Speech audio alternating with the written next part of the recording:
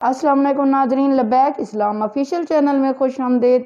ناظرین کرام، آج کا ہمارا ٹاپک ہے سیدنا عمر فاروق رضی اللہ عنہ نے حضور صلی اللہ علیہ وآلہ وسلم کے ساتھ کن کن غزوات میں شرکت کی۔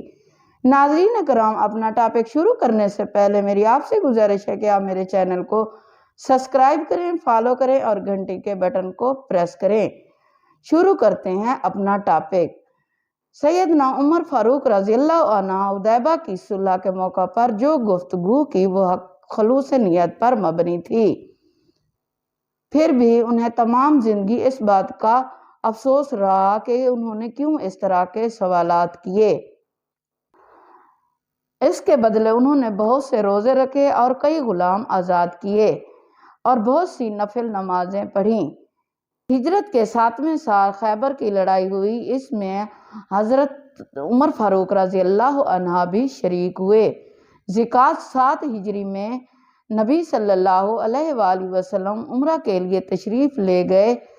2000 مسلمان آپ صلی اللہ علیہ وآلہ وسلم کے ساتھ تھے۔ سیدنا عمر فاروق رضی اللہ عنہ انہی میں سے شامل تھے۔ ذات سلاسل کی جنگ میں بھی شریک ہوئے۔ سلاسل اس جگہ کا نام ہے جس مقام پر قبیلہ جذام کا چشمہ تھا، جس کا نام سلاسل تھا۔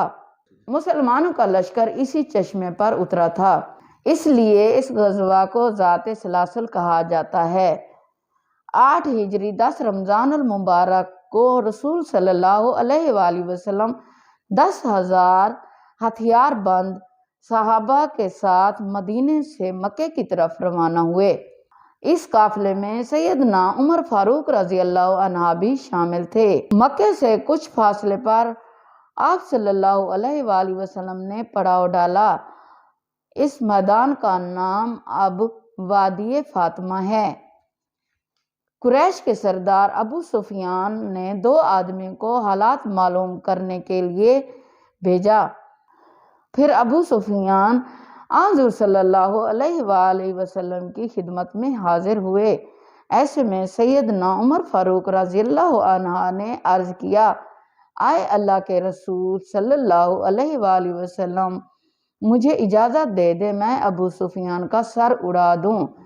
لیکن آپ صلی اللہ علیہ وآلہ وسلم نے ایسا کرنے کی اجازت نہ دی۔ اس موقع پر ابو سفیان نے اسلام قبول کیا۔ ان کے بعد مکے کے باقی ماندہ لوگ بھی مسلمان ہو گئے۔ فتح مکہ کے بعد غزوہ حنین پیش آیا۔ اس غزوہ کی ابتدا میں مسلمانوں کے پاؤں اکھڑ گئے۔ صرف رسول اللہ صلی اللہ علیہ وآلہ وسلم چند صحابہ کے ساتھ میدان میں کھڑے رہے۔ ان میں سیدنا عمر فاروق رضی اللہ عنہ بھی تھے۔ پھر سیدنا عباس رضی اللہ عنہ کی آواز پر مسلمان پلٹے اور کفار کو شکست دی۔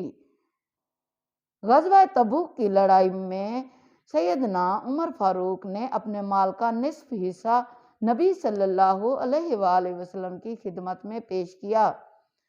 حجۃ الوداع کے موقع پر سیدنا عمر فاروق رضی اللہ عنہ بھی ساتھ تھے۔ اس حج کے بعد آپ صلی اللہ علیہ وآلہ وسلم اس دنیا سے رخصت ہو گئے۔ صفر 11 ہجری میں حضرت اسامہ کو اسلامی لشکر کا سپہ سالار مقرر کیا اور حکم دیا کہ جا کر رومیوں سے موتا کی لڑائی کا بدلہ لو۔ موتا کی لڑائی ہجرت کے 8ویں سال بعد پیش آئی، جس میں اسامہ کے والد زید اور بہت سے صحابہ شہید ہو گئے۔ چنانچہ آپ صلی اللہ علیہ وآلہ وسلم نے یہ لشکر روانہ فرمایا۔ اس لشکر میں بڑے بڑے صحابہ کے ساتھ سیدنا عمر فاروق رضی اللہ عنہ بھی شریک تھے۔ آپ صلی اللہ علیہ وآلہ وسلم نے جب رحلت فرمائی تو حضرت عمر رضی اللہ عنہ کو یقین نہیں آیا۔ وہ یہ اعلان کر رہے تھے، جس نے کہا کہ رسول صلی اللہ علیہ وآلہ وسلم وفات پا گئے ہیں تو میں اس کی گردن اڑا دوں گا۔ پھر حضرت ابوبکر صدیق رضی اللہ عنہ کے سمجھانے پر یقین آیا کہ نبی صلی اللہ علیہ وآلہ وسلم رحلت فرما چکے ہیں۔ آپ صلی اللہ علیہ وآلہ وسلم کے وفات کے بعد خلافت کے مسئلے پر مسلمانوں میں اختلاف پیدا ہوا، تو اس موقع پر سیدنا عمر فاروق رضی اللہ عنہ نے حضرت ابو بکر صدیق رضی اللہ عنہ کا نام خلافت کے لیے سب کے سامنے رکھا۔ سبھی نے اس پر اتفاق کیا۔ حضرت ابو بکر صدیق رضی اللہ عنہ کے بارے میں سیدنا عمر فاروق کے الفاظ یہ ہیں: ابو بکر رضی اللہ عنہ رسول اللہ صلی اللہ علیہ وآلہ وسلم کے صحابی ہیں اور غار کے ساتھی ہیں۔ یہ تمام مسلمانوں سے زیادہ تمہارے معاملات کے والی ہونے کے حقدار ہیں۔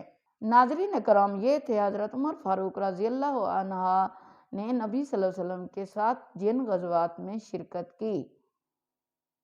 ناظرین کرام، آج کا ٹاپک اختتام پذیر ہوتا ہے۔ ملتے ہیں اگلے ٹاپک پہ، تب تک کے لیے اللہ حافظ۔